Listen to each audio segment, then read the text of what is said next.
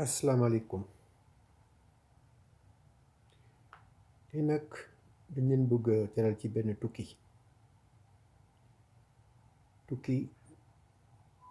ci mbirum jàngale njàng ni mu demee école tukki boo xam ne dañuy jëlee école bi yóbbu ñu beneen façon école ñu mujjee ci école bi ñu bëgg.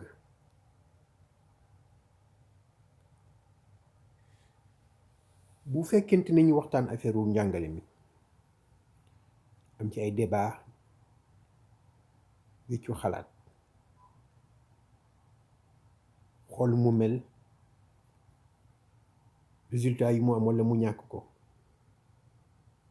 ci ay ati at mën nañu wax ne daal lépp wax nañ ko ndax yàgg nañ ci waxtaan. Donc laajte liñ ci laajte yépp waxtu tontu jot na loolu tax ñu am ci benn xalaat bu ñu yaakaar ne tontu la nekk garab bi nag yoon bi dafa gudd ndaxte dañu war a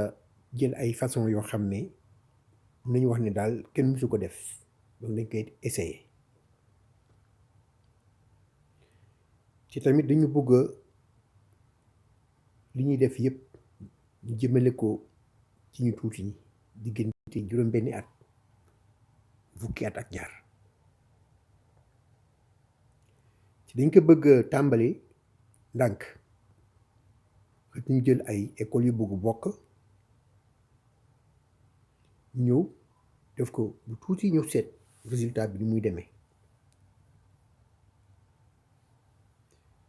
kon école yooyu ñu bëgg bokk ci essai bi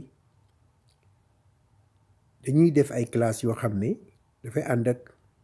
daal en même temps classe normale mais séparée donc classe normale bi dañuy continuer li ñu daan def ba léegi mais façon bu bees bi nag dañ koy def à côté moom sax ñu mën a xool ñaar ñi résultats yi. donc dañu bëgg école boo xam ne sax bu ñu jàngal xale yi xëy na du soxla tous les jours rek ñu déplacé di dem école di dem di wàcc dina nekk loo xam ne xëy na mën toog seen kër walla fu leen neex ñu jàng sañ soxlee jàng wuti nag jàng moo xam ne bala nga mën a jàng jàkkaarloo ak ki lay jàngal soo mu lay jot walla am na jot du ngeen daje mais dina am nag système bi ñuy def saa yóbbu koy jàng nga jàng ñu jàppale la. bëgg nañ tamit école yi nga xam ne dañ ko bëgg tànte essayer ko ñu gis ci li ñuy wax gis ci seen bopp moo di façon école bi ñu am ci yeneen revenu yu ñëw yokk ci li ñu mën a am. léegi bu ñu xoolee bu baax ay élèves bu ñu nekkee ci benn classe di leen boole ci benn classe benn affaire dong la dañuy juddu même année muy tekki ni kon kenn du xool li leen wutili xam nga même année mën na am leen séparé maintenant 11 mois au moins te 11 mois lu bari la diggante ak ci atu xale bu ñu bokk ni ñu mel ci seen santé seen émotion seen psychologie fa ñu dëkk am nañu walla amuñu yooyu yëpp a ngi ci day fexe ba nga xam ne xale yi kenn du ci nekk même chose et pourtant bu ñu def leçon examen test même chose lañ leen di jox ñoom ñëpp kon ñu gis ne donc wute ne ñoom dañu wute ak ay raisons yu baree bari mais du tere bu ñuy testé walla di jàngale on donne même chose nga mën nga bañ a mën lii la kon loolu doy na waar. bu ñu ci jógee nag système bi dañuy joxe ay notes bu ñu gisee ay notes tamit lu doy waar la parce que kenn mënu xool ni ñuy noté yàgg nañ ko def nag parce que pour téeméeri at sax bu ko war na ko ëpp dañuy noté rek note bi alaam mën nañu wax ni lu la neex nga def enseignant bi lu ko neex mu def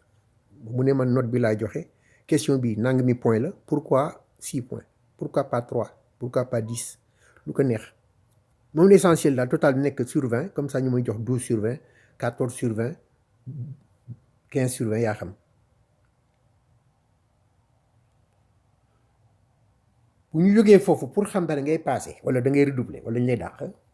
dañuy calculer moyenne kenn mënul justifier lu tax ñuy def moyenne kenn dañ koy def rek parce que moom la ñu mës a def kenn xamul sax kañ lañ ko tàmbali def mat na ay téeméeri at rek juróom fukk bu boobu mooy tuwul dañu ko jox rek ñun ñuy jël ñun avancé musuñ ci toog xalaat ne waaw lii normal na wala normalul dañ koy def rek ñëpp a ci jaar te amul benn sens. leneen tamit loo xam ne dafa yàq mbir yi mooy waajur yi bokkuñu du nag dañu taamu bañ a bokk c'est que mën nañu wax ne li leen ci boole moo jaarul yoon dañuy teg ñoo xam ne ay kii lañu ay informé dañ leen di informé rek kenn du leen jàngal école ak njàngale naka la war a demee ba ñu xam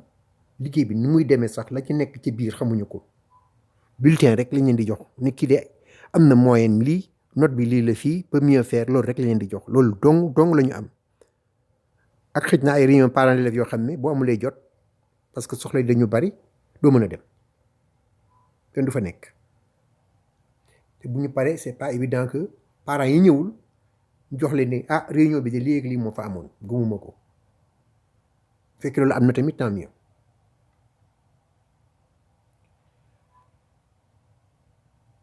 kon bu ñu xoolee notes yi ñu jox xale yi notes yooyu presque mën nañu wax ne comme boo doon tànni rek di joxe ay notes bu nañ ko xoolee noonu te mën nañ leen wan ne loolu la sax faf mën nañ leen ko wan bu yomb sax kon notes yi buñ ko xoolee wanewul valeuru xale bi wanul xale bi lu mu mën a def ëllëg ak gannaaw ëllëg et pourtant njàngam mën na arrêté foofu dootul continuer ci loo xam ne buñ ko xoolee bu baax amul benn sens li nga xam ne nag moo yàq njàng mi dëgg sama yaakaar benn affaire la mooy kenn du lire kenn du jël livre lire kenn bokkul sax ci jàngale mi ñëw jàngale fii calculer ak ajouter ak lii ak lële mais pour xale di lire mu def ko habitude màggaale ko loolu dafa amatul loolu moo war a tax tey mën nga gis ñu def fukki at ak juróom-ñaar ci bangu école bu ñu paree duñu mën a làkk duñu mën a bind duñu làkk duñu bind bari na ba bac sax boole ci ne lii ñuy jàngale tamit des fois dafa màgge ay temps yu yàgg la mu nekk ci livre yi ñu koy jox rek di ko joxe wóor na ma ne gis ngeen ne ay xale dañ leen di jox ni 2 fois 2 4 2 fois 3 6 ñu koy mémoriser seen xel parce que noonu ñu mës a def avant ñu am machine à calculer ak yooyu boo defulee loolu dañ mën a jàngale ba léegi am na ñoo xam ne dañ koy mémoriser lu amul benn sens ñu ngi koy def ba léegi donc bu fekkee li ngay jàng dafa màgget ba waxatuñu ko sax kon yow boo ko toog dara jamono yi ñu nekk ñu wax 21e siècle bokkuñu ci sax ñoo xam ne foofu la ñu nekk ëllëg ak si biir li di jàngal jotewul ak dara loolu te ci yoon lu fa ñu la ñu nar a fekk bu ñu màggee war nañ ci commencer am ay notion comprendre ko di ko waxtaanee loolu moo normal tekki nag am na affaire yoo xam ne dañ koy jàngale amul benn njëriñ dañ ko ci boole noonu rek dañ koy def mu jël temps bi yëpp te du yokk dara xale bi ñu waxee sànq affaire ñu bokk benn classe te wute nu ñuy defaree ay CM1 ay CM2 CE1 yooyu yëpp dafa war a dañ parce que dañ leen dajale ci benn classe boobu ndax dañuy yeme at rek moo leen ci boole mais ci yoon mun nañu bañ a bokk ay at mais bokk même classe parce que ñoo même niveau yow mën nga am 9 ans kii am 6 ans mais xamu leen dara yéen ñaar moom musul jàng par exemple mën moom niveau 6e la nekk comme que léegi même bu ko màggee donc li ñu war a xool li ñu comparer boole ay xale su leen waree boole jàngale loo leen dañuy war a wax li ñuy wax seen taille intellectuelle pas seen âge seen niveau fan la toll seen xam-xam am na ñoo xam ne même bu ñu nekk ñu tuuti tamit dañuy gis bu baax ñoo xam ne tamit mën nañu gën a âgé mais peut-être dañu xale yéex loolu dafa normal nag avec le temps nag fay niveler ñu commencé nekk ay mag ak yu demee noonu mais duñ ko jël bu ñu nekkee xale ay critères de sélection ak de séparation et bu ëmpul kenn ne bu ñu gisee classe yi mun nga dem ay juróom-ñetti fukk ba téeméer ci benn enseignant donc képp ku ñu jox téeméeri xale nekk jàngaleen nga ñëw di ko jàngal chaque jour dina la wóor ne mu ngi mel jox la kaasu attaaya ne la ñu bëgg léegi nga ngàcc géej gi ba mu jeex même chose da nga naan waaw d'accord loo mën nga def forcé que loolu lay doon dafa mënul am sax mënoo am benn nit jox ko téeméeri xale wala téeméeri lu ko ëpp ne jàngal leen chaque année nga ne jàngal naa leen dajul benn xel loolu dajul benn xel mën nañ ko tuddee nax sa bopp c'est-à-dire que ñëpp nax seen bopp ñu avancé rek te ba pare ñu ngi nekk benn àddina fi ñu toll nii jamono lépp ay technologie la suñu àddina bi daf ñu wër ñun ñëpp fi ñuy jàngale technologie bokku ci ak nu ñu ko mën defee amu ci fenn bu ngeen xoolee bu baax dara loolu normalul et bien sûr bu ñu gisee jàng ñëpp ñu yaakaar bi ñu ci am mooy ëllëg ak si biir nga tekki dara am liggéey umpul kenn tamit ñi génn pour ñu leen di jox ay liggéey ñu liggéey ko taxu ko bari de umpul kenn tamit fii dañu bëgg a wane rek ci dessin bi na fa demee liy jàngale ñëw moom mettons ko arrosoir bi moom lu ci nekk mooy xam-xam ñu sotti ko ci xale yi ku ci nekk nag am nga lantinoor waaw ñi nga xam ne am nañu sens nag ñoom seen lantinoor dafa rëy dañu jàpp bu baax sax mu dugg am na antenne yu tuuti yu moyen am na sax ñoo xam ne au lieu d'antinoor ñoom parapluie faf la ñu am sax mooy ñuy dem école ñu teg leen de côté bu ñu comprendre kenn du taxaw pour ñëw dañuy avancer rek du am benn dimbal ñu ne waxal sa papa wutal la répétiteur wala yu demee noonu alors peut-être problème bi leneen la kon bu ñu gisee yëpp fokk am benn philosophie booy approché nu ñu war a changer wala nu ñu war a xoole affaire yi boo laajtee kan la jàngu xale gën a ñor ñëpp dañuy wax ne waajur yi loolu mu dafa leer képp koo gis mu bokk ci système enseignement bi à la limite xale bi benn numéro rek la c'est tout waajuram rek lañu ko considéré benn élève seen doom pour mu réussir yooyu moom daf leen ñor dëgg bu leen seen sago loolu rek am kon dafa nekk école boo xam ne parents yi la pour parents yi ak par parents yi ñu bokk ci dañu bokk ci gestion bi dañu am ay pouvoir ñu koy gérer waaw dañ leen dimbali parce que du seen métier mais bu ñu leen jàppale ci ñi nga xam ne dañuy jël décision yi muy parents yi ak conseil ñu leen di jox yooyu ñoom moom seen école ñu jàppale leen dañuy bokk dañuy def seen budget xam ne ñu dépenser dañuy cotiser à la limite au lieu ñu am ay frais de scolarité bu nekk école boo xam ne tamit comme ni ñu ko waxee note dafa war a jóge kenn du am note du ñu wax ne am nga note 12 ak ay yooyu dañ koy dindi bu mu jeex parce que amul benn sens xam nañ ne amul benn sens petit bonheur la chance tirage au sort loterie loolu rek la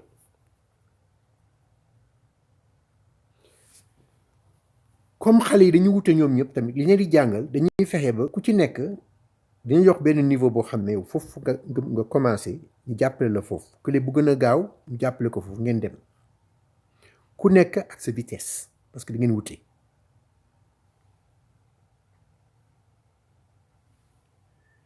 léegi bu ñu defee conditions yu mel nii parents yi nga xam ne ñoom seet nañu ne daal ñoom lii mënuñu ko daal bu boobaa ñu bàyyi leen ñu dellu ci école normale bi mun na am mais kenn du mën a jóge ci école normale bi dem ci modèle école bi suñu xool li ñu topp nii étudiants yi élèves yi du ñu parendoo en même temps mais loolu dara nekku ci mais fii dañu ne toujours mois de mai wala juin moom dañuy pare ñëpp nga mën nga bañ a mën jeex na ñu xool comme match football rek quoi sifflé non bu temps bi jotee te parewoo jàng da nga war a continuer ba nga mën li ngay jàng en fonction de tes capacités parce que du ngeen wute du ngeen parendoo kon pour mën a dugal lii nuñ ko repose ci ñetti affaires yoo xam ne dafa simple ñu focaliser ci baax benn bi mooy mën a lire parce que dañuy jaawale des fois alphabétiser ak mën a lire mu tëna bu ñu déggee mën a lire mooy mën nga jël livre lire ko comprendre ko discuter ko comparer ko même mën nga contre sax livre bi li muy wax mën nga ko contre loolu mooy lire du mooy nga décoder ay lettres nii rek kooku alphabétiser la ñu bari nag dañuy alphabétiser mais ça veut dire qu'ils ne sont pas illettrés dañuy alphabétiser mais ils ne savent pas lire moo tax du ñu mën a am connaissance parce que connaissance pour nga am ko da ngay lire connaissance ci ay livre la doon boo du loolu lire doo am connaissance doo jàpp lu ñu lay wax ci classe bi jeex na tàkk am na mooy xam ne doo déglu yaa ngi foo wala xamoo li ñu wax te doo laajte mu donc doo xam nga def ko année par année ba mu mat 17 ans yu wóor mel noonu beneen bi mooy boo liiree tamit war nga mën a bind li nga xam li nga jàpp xam-xam bi nga am tamit da nga ko mën a bind ko jox ko ñeneen comme ça ñu d'accord gi wala ñu contre la wala ngeen discuter ko loolu ci la bokk bi mujjee dañuy jàngal nga am logique du rek lu ñu la wax nga d'accord ci da ngay am pensée boo xam ne da nga ne ñu won la ko ba mu leer loolu tamit da fa war a màggaale kenn du toog ba nga am ay 20 ans 25 ans ñu ne dañu lay jàngal logique ak raisonnement non très simple day nekk benn matière boo xam ne comme yeneen matières yi dañ koy jàng ndànk-ndànk di dem année bu nekk da ci avancé ba yegg ci ay niveau yu élevé comme ça mu def ay débat discuter ay yu ñu lay jox kenn du la gëm looloo xam ne dëgërul tax wéykul fenn loolu tamit c'est important donc suñu xoolee aussi approche bi mooy à la limite doo bu ñu wax ne da nga passé de CM1 à CM2 wala de CM1 à CE2 wala yu demee noonu amul passage en classe supérieure dafa am passage à niveau supérieur par matière waaw yow mën nga gën a gaaw terminer matière bii parce que li ñu war a jàng yépp xam ko ñu la toll yow peut-être sa disposition ak sa intérêt wala mën na tax nga gën a gaaw ñeneen ñi fële tamit ñi gën la gaaw l'essentiel matière bu nekk di nga yegg xam connaissance yi nga xam ne foofu nga soxla parce que dañ ci jàppale ba mu mat sëkk du jëkkante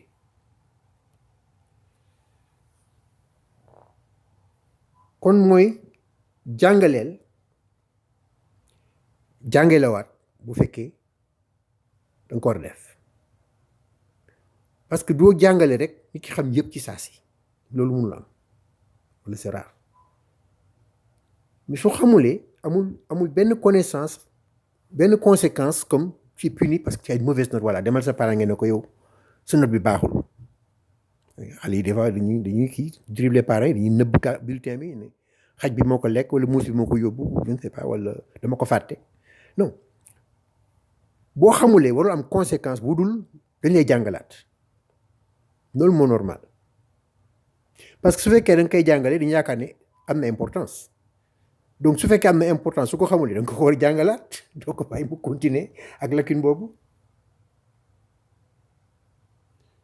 donc d'accord que classe sens conventionnel bi dafa war a disparaître amul sens question de redoublement rek dootu am benn sens de redoubler non y a pas de redoubler amul da ngay continuer boo mënulee anglais bi wala mënuloo science bi wala yooyu dafa am lu la manqué ñu jàngal la ko nga mën yëpp donc du questionner dama passé dañu def examen ma passé amatul. et comme d'habitude comme li ñu waxee sànq tamit parent boo xam ne lii daal saa waay dafa di si yow waaw ñu ne d'accord kon demal ci école conventionnelle bi bàyyi. dañuy am nag ñaari format benn bi pour en ligne foo mënti toll nga jàng mun nga toog sa kër bu fekkee nekkoo sa kër nga nekk feneen tamit di nga mën a jàng en tout cas fu mën na nekk rek mën nga jàng mën nga dem vacances sax yóbbaale sa nga jàngale y a pas de problème amul benn problème. beneen bi tamit mën na nekk ci classe mais ñaar yi li ñu bokk mooy toujours la même chose dañ la jox ay leçons yoo xam ne xool nañu ne lii mooy sa niveau bu mu dëgër ñu joxaat la leneen xëj na nga gën a gaaw ñenn ñi xëj na am na ñu la gën a gaaw ci matière boobu yow nga gën leen gën a gaaw ci beneen matière rek loolu moo ci am solo. bu ñu xoolee sax si modèle mën nañu wax ne ay vacances mën na bañ a am sens mën nga dem vacances saa yu la neexee pourquoi pas boo soxlaa 4-5 jours nga dem vacances ak sa famille pourquoi pas l'essentiel yow xam nga ne matière bi war nga ci am benn niveau. problème bi mooy da nga war a niveau bi balaa mois de mai voilà nga mën nga bañ a mën voilà dañ ko teg octobre juin jeex na toujours lu tamit mu benn sens si yoon. donc méthode yi ñu nar a utiliser yoon la ñu suggéré moo di que ñiy jàngale dañu mën a def à tout instant ak technologie bi ay affaires yu ñu am fii mu ngi fii te gàññ-gàññaaral dañ ko jariñoowul rek gàññ-gàññaaral du jeex mën ñu defar ay leçons comme ça en quelques minutes pour élève bi parce que xam nañu niveau defar wàññi question yi tuuti ba mu dëgër mu am confiance ñu ne ko yokkal ko tuuti fekk kële moom yombandoo ci moom comprendre na ko mu avancer ainsi de suite donc ñoom dañu mën defar leçon mu leen neexee ay examen ak test mu leen neexee chaque fois pour être sûr que li nga jàngal xale bi maîtrise na ko ba boo ko ci poser question loolu moom dee na ñu avancer ci leneen donc loolu mooy li ñuy wax activité pour nga mën a jàngale évaluer amul punition de mauvaise note yaa jël premier wala yaa jël ndàdde du am benn sens kenn soxloo ko boo joxee devoir defal devoir amul date limite amul ne voilà foog nga def ko ak demain avant demain 8 heures wala yu demee noonu pourquoi ça pas besoin da nga dindi stress bi et xale mën na recommencer test bi autant de fois qu'il veut bu fekkente ni gis na ne trouvé wul yëpp mu essayé waat fii nag dañ lay jox pendant 2 heures nga def après mu des 4 questions yoo xam ne bu ñu la mayoon 10 minutes nga réussir yëpp ñu déedéet temps bi passé na après 4 questions yi nga xam ne mën nga ko ñu jox la ci 0 te fekk mën nga ko bu baax ñu jox la 0 noonu la système bi mel tey parce que ni la mës a mel depuis ay at noonu bu ñu ko fàttaliku noonu la mës a mel kenn xamul lu tax pour nga wane sa connaissance dañuy jox temps limité ay minutes amul benn sens et pourtant ñu ngi koy def tout le temps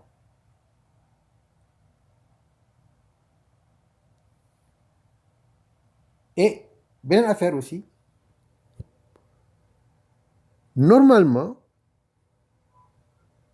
bu ñu joxee ay tests yooyu yow nga pare pour test bi fekk ci préparé ou pas da ngay def test bi mais loolu normal amul sens pourquoi nga war a def test fekk yow pareeguloo ci yoon bu fekkee pareeguloo waru jël test ci yoon l'élève peut dire que man monsieur man pare naa léegi révisé naa bu baax léegi man wóolu naa sama bopp kañ laay jël sama test nga ne ko mercredi wala tey ci après midi bi mu mën ci doon mu def bu defee erreur nga ne ko am na erreur mu ñëw xoolaat corriger ko ainsi de suite amul benn sens qu'un étudiant un élève fasse des tests alors qu'il n'est pas prêt amul il y a pas d'avantage ça ne donne rien du tout mais dañ koy def tout le temps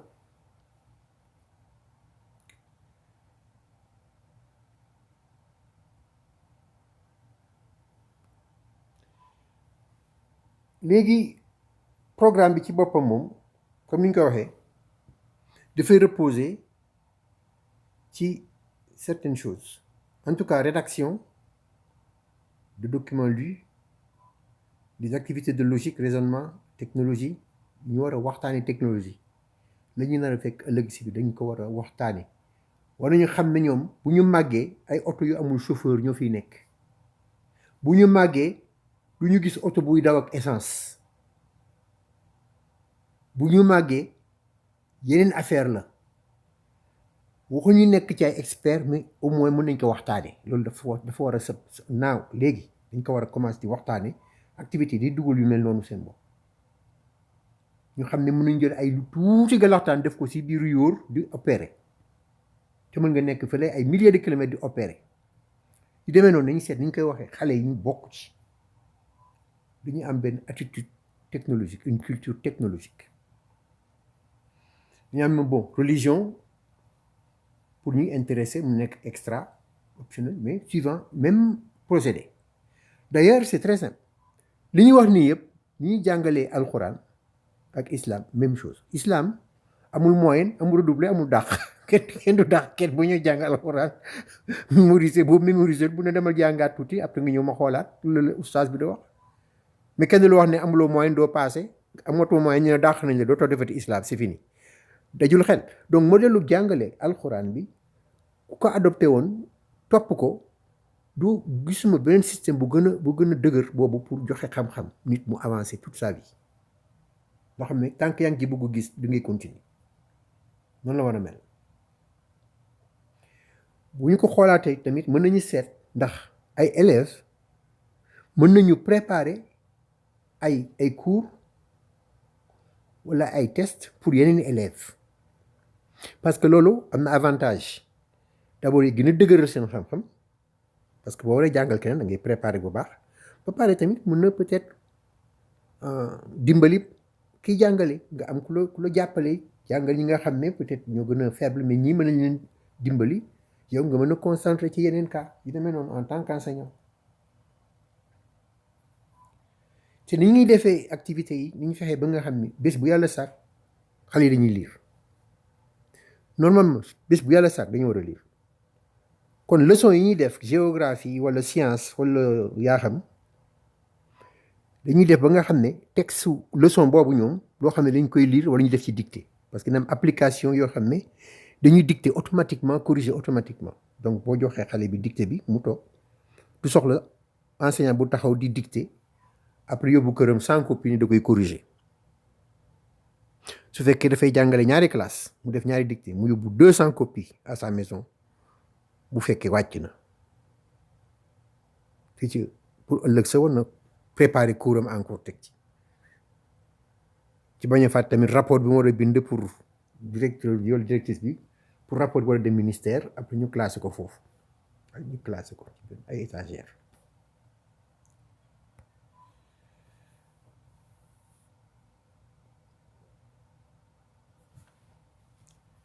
donc dina am ay façon exercice yu bare bari yu kii ñu application ñu ngi fi bon dañ ko xool ñi nga xam ne dañu intéressé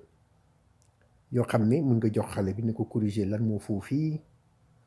wala nga ne ko bon génne fi muy important ci leçon bi yooyu yëpp dañ ko ci def pour mun dem l'essentiel maîtriser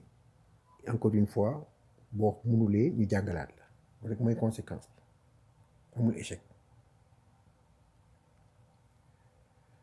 donc toujours ci programme bi dañuy def deuxième langue moom minimum anglais ak français dès le départ ñëppay bilingue ñu demee avant 12 ans dañuy wax ñaari langue yëpp alors que avec notre système fi mu nekk nii am ñu dem ba bac kenn du ci làkk anglais il a fait 7 ans d'anglais mais kenn du ko làkk kenn donc c'est courant asamat seconde langue bi ñu commencé en troisième ou en seconde je ne sais pas bon xëj na bu fekkee ay affaire activité physique yi dañu bon mën nañu xalaat ñoo xam ne parents yi peut-être seen quartier wala yooyu je sais pas mën nañ ko organiser on verra yooyu ay détails yu mën a discuter ku nekk joxe ci sa xalaat donc ressources yi notre école moom 100% technologie 100% yëpp dafay fonctionner par technologie pour dimbali enseignants yi dimbali élèves yi parce que lu ñu am la mais utiliser wuñu ko bu ñu ko amoon enseignants yi ni ñu réduire seen charge de travail de 60 wala 70% loolu wóor ci dañu mën pex ba devoir yi day yegg ci téléphone yi parents yi chaque jour ñu xam lan la seen doom jàng wax leen ko ci wolof benn résumé simple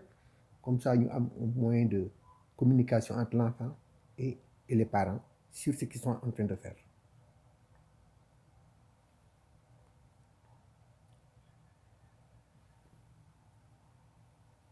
Donc li ñu soxla rek enseignants yi et je pense que si des fois il y a un problème ñu am un minimum de familiarité avec les applications de bureau yi parce que soxla ñu lu ëpp lu passé loolu normalement soxla ñu passé loolu ak mën a manipuler bien téléphone portable bi fonction yi s'il le faut il y aura de la formation accompagnement pour ñu mën ci jouer pardon et aussi pour rechercher sur internet parce que tout est sur l'internet on a une source illimitée de connaissances boo xam ne il suffit nga dem nga tànk nga ci li nga soxla ñëw indi defal ko nu la neexee jox say élèves à leur niveau.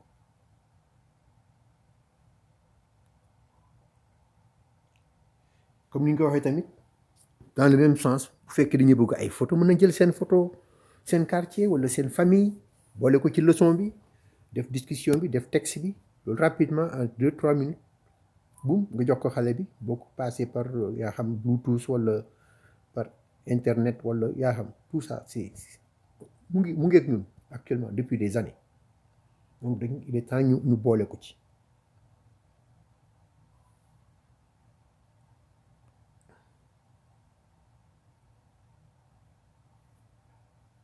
léegi bu ñu xoolee business model bi naka la ci école yi ci bokk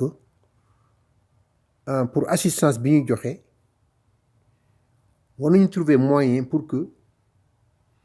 ñu am ci bon peut-être genre ndàmpaay parce que da ngay am parents yoo xam ne ils sont impliqués mais da nga leen di accompagner donc loolu tamit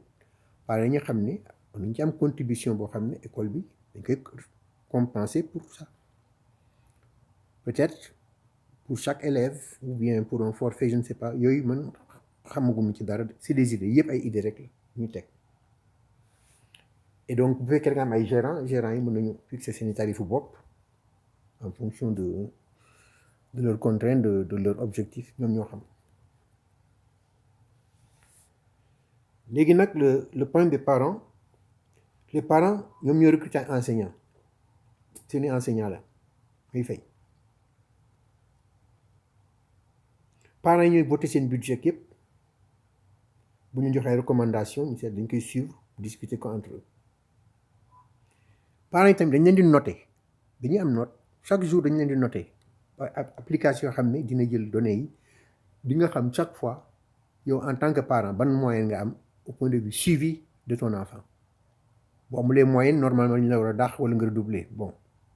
peut-être les parents peuvent redoubler mais en tout cas dina jox charte boo xam ne da nga ci adhérer nga am une certaine participation responsabilité pour sa njàngu doom kooku moom c'est un pilier pour ce modèle.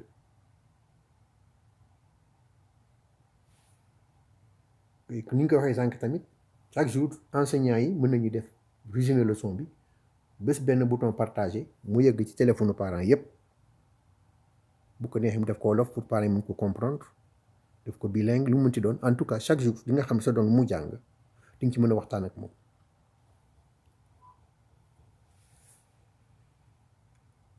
et comme ni ñu ko waxee tamit enseignants dañuy évaluer saa yu ñëwee le matin rek nga ubbi sa téléphone nga gis ne la 75% des élèves ont compris la leçon d'hier et 10% n'ont pas compris et puis 5% disent qu'ils ne savent pas enfin bref yu demee noonu résultat yu directeur d'école bi mën na ko recevoir tout groupé par enseignant mu xam enseignant bu nekk sa performance enfin si on peut appeler performance en tout cas le ressenti et le perçu des élèves par rapport à li ñu leen jàngal ak ki leen jàngal. S'il le faut, bon, si on n'a pas un bon score, laaj sa collègue bi mais comment tu fais pour avoir nooy def ba am bii résultat tout ça ngeen échanger peut-être et cetera. En tout cas ça viendra directement tous les jours.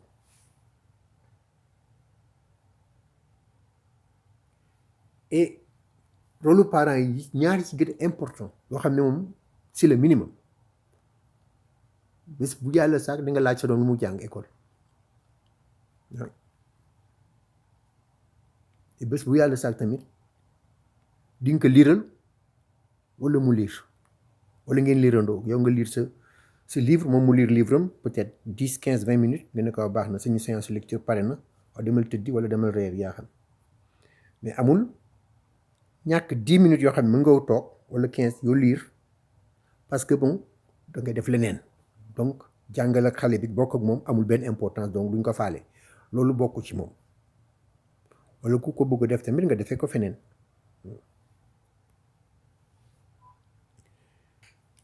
dañu tamit am quelques xalaat sur le long terme parce que dañu ne 6-12 ans parce que ay benn âge la bu am grande importance di solidifier li nga xam ne moo leen di permettre léegi ñu mën acquérir connaissance nekk en autopilote pour les années suivantes waaw et suñu xoolee le long terme mu ñu xalaat am ay entreprises partenaires dès le départ destination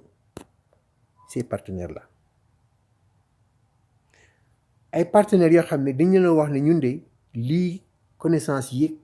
capacité compétence yi ak yi ñun la ñuy soxla mais gëmuma ne am na mécanisme moo xam ne dafay permettre secteur privé bi yaa xam régulièrement di envoyer au système nekk ñun lii la ñu soxla pour demain wala yu demee noonu donc ñoom dañu ameen soxla mais l'école day jàngale lu ko neex day jàngale lu ko neex à tous les niveaux donc bu ñu paree dem structure yi ñooñu tamit commencé di leen jàngal à zéro une grosse perte de temps parce que su fekkoon ne dès le départ yooyu connaissance am nañ ko ñu mën a orienter kii bi éducation bi mu au moins mu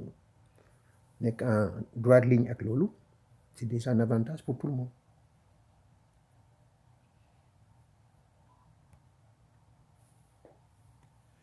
donc ni ñu koy defaree mettre en œuvre moom c'est toujours le grand problème en tout cas li wóor ba wóor dañ ko def ndànk-ndànk comme lu bees la xamaguñu petite échelle petite dose peut-être benn petite classe yaa xam peut-être pendant les vacances format bi nu muy demee ku ci nekk mën nga indi sa xale ak sa participation ñu seet ñu koy defee wala mën nañu seet ci vacances yi ñu ne voilà on fait semblant que c'est l'école maintenant ñu volontaires yi bëgg a participer ñu passer benn répétition xool comment ça se passe les cours enseignement et tout ça répéter ko mais c'est sûr que lii du nekk pour 2022 2023 bu ñu amee chance peut-être 2024 je ne sais pas en tout cas ndànk-ndànk et peut-être programme bi c'est ay xale yoo xam ne juddooguñu ñoo ko nar a profité aussi parce que su fekkee dafa jël temps pour def ko correctement def un plan maîtriser ressources yi nga war a am déploiement beeg yooyu mais peut-être que le temps que yëpp pare opérationnel ça prend tellement de temps que bi ñu koy def en fait am na xale yu juddoogul ñoom ñu ci nar a profité ñu ci nar a bokk loolu tamit il faut le garder en tête donc fii application yi bon on a aussi des dessins pour illustrer certaines idées par exemple ay écoles yoo xam ne petites écoles de 10-15 dans un quartier et peut-être avec un surveillant qui peut être juste un bachelier ou quelqu'un qui a la licence et qui est en train de chômer peut-être nga fay ko dara mu superviser xale yi foofu il y a des idées à explorer soxlawul ñu jóge seen quartier dugg ci bus yi wala def lii dox fa lekk yi demee noonu et tout ça de le soir ça bu fekkee dafa am benn infection bon c'est peut-être 10 élèves qui sont infectés mais pas par exemple ay 300 yooyu d'un seul coup 300 yi ku nekk nga dem infecté kenn vous voyez ce qu'on veut dire lecture voilà juste ici pour wax affaire bac bi nga xam ne buñ ci àndee bu ci yàlla jàppee dañ ko dindi ba mu set wicc waaw mu benn sens moom mu gën a garaaw fii bac bi moom c'est un non-non ak lu ñu ci mën a def pour mu jógee fi moom ñëpp mën nañ ci jàpp ñëpp ñu dindi ko fi donc li ñu waxee woon affaire noté enseignants yi ak parents yi voilà donc ñooy parents yi jaaxle nañu parce que je crois que ils ont 4 sur 10 c'est pas bien ainsi de suite bon juste des choses des applications pour apporter le jour au jour pour chaque enseignant loolu la xale yi gisee si jàngale bi ay barres arbitraires dañu ñëw rek teg ni voilà c'est la moyenne bu ko amulee doo passé ñu bëggoon ne mooy bu fekkente ni ku nekk dimbali nga ko mu ngi symboliser tabouret bi nga ko jox mu yéeg ci pour yem ak ñeneen ñi mooy ndimbal bi nga mën a jox ñi nga xam ne dañu néew doole intellectuelle amuñu ko noonu lañ leen bindee noonu la ñu mel duñu mën a concentrer bu enseignement di wax ak yu demee noonu daal wala seen condition kër ga ils sont juróom ci benn chambre que léegi la sa grande chambre son ordinateur bon y a toutes ces différences donc il faut donner le coup de pouce à chacun pour que mun réussir rituel qui sauve mooy rek la même chose lire tous les jours et demander loo jàng tey voilà la différence entre un parent d'un élève et un parent d'élève un parent d'un élève c'est juste mon fils pas à l'école c'est tout un parent d'élève nga xam ne da ci bokk participer xam et pour finir bon encore illustrer une autre façon qu'on appelle le savoir dispensé de façon inégalitaire et ku nekk boo ko joxee suivle ko ñëpp gis ñëpp am savoir bref donc ça c'est quelques écrans capture d'écran des applications bon ñuy développé mu ngi jàng alquran s'il le faut def say leçons de science comme tu veux yëpp mu ngi ko def en quelques minutes jël toute l'information est là tu fais un truc sur l'espace l'univers ou les sciences naturelles ou la médecine lu la neex nga defar mun nga ko def audio mun nga ko def vidéo mun nga def image mu nekk texte simplement et tout voilà donc c'est la fin de cette présentation donc je vous remercie de votre attention donc à bientôt.